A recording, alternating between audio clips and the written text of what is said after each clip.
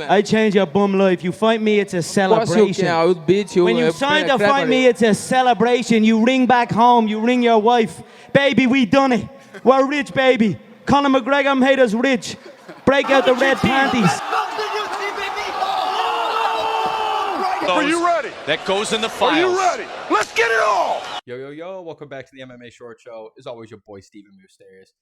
And guys, I just kind of got done talking about UFC 288's headline, Henry Cejudo, Aljamain Sterling, all the what ifs and all that shit. If you guys want to go watch that, definitely go watch it. It was pretty fun. But, I definitely want to sit here real quick with all these reports coming out of, Francis Ngannou and his whole meeting that they just happened with ONE Championship. And, I hate to do it, man, but I think I have to sit here and say I was wrong about Francis, man. I did a video a couple months ago talking about, how I think he's, how I truly thought that Francis was doing this for the, the greater good of MMA. I really thought he was putting his foot down against the giant in the UFC saying, hey, look, it's not just about me, man. It's about these guys and the guys that are opening up the show, the ones that are fresh, their debuts in the UFC.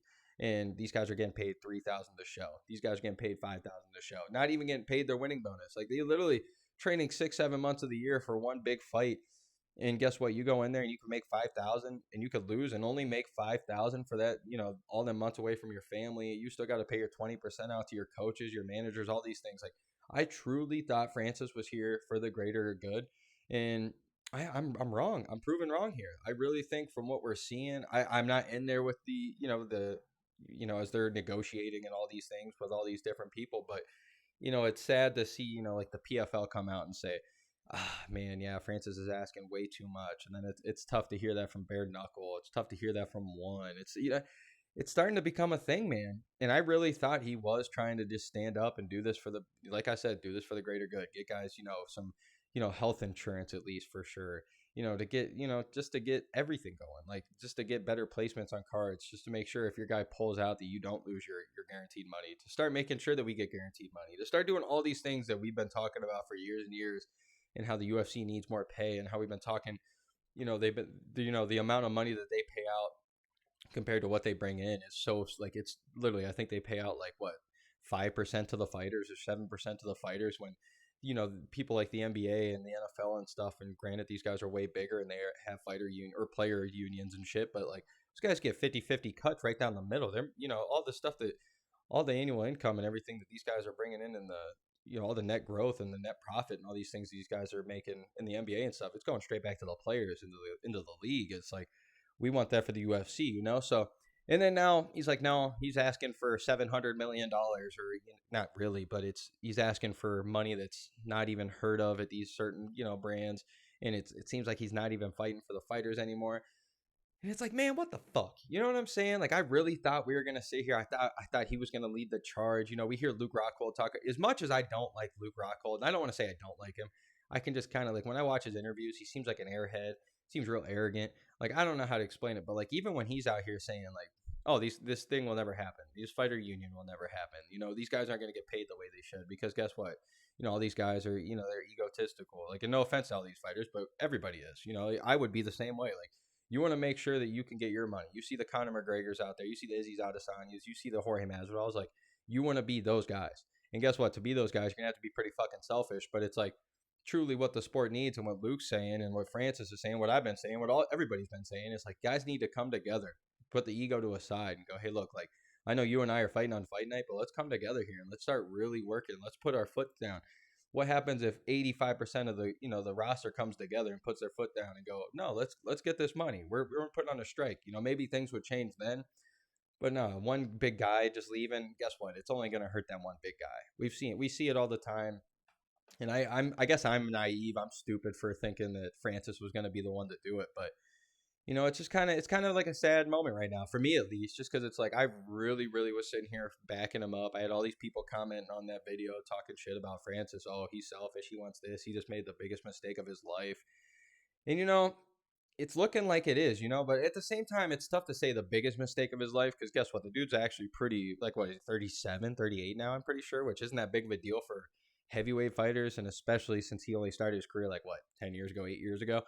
So it's maybe not the biggest deal, but for him, it's like, he has made all his money. So he's won his championships. He's done his thing. Like, people consider him the baddest man on the planet currently. So, like, that part's not hurting him.